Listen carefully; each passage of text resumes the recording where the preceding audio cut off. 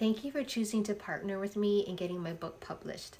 The book title is Breaking the Cycle of Infidelity, The Search for True Love and Acceptance.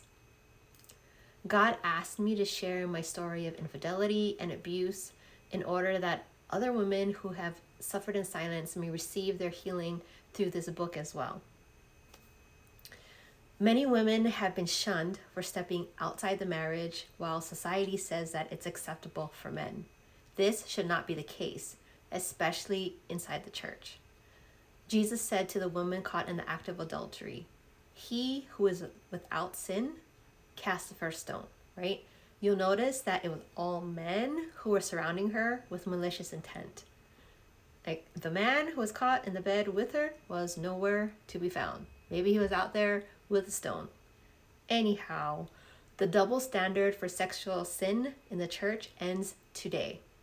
So not only is this a book, but it is the start of a community for connection and a place for women to come out of the cave of guilt, shame, and condemnation.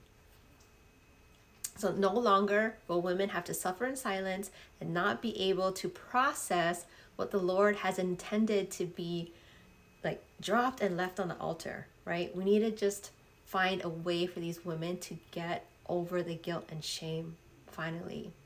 So no longer will women have to sit on the sidelines thinking that God can't use me because I'm filthy rags due to, a slip up of morality.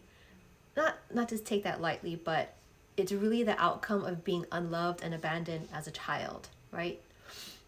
So this is the first book in a series of 3. I will also be writing about the cycle of addiction and the cycle of perfectionism as it is related to women and children who had suffered from rejection and abandonment in our developmental years.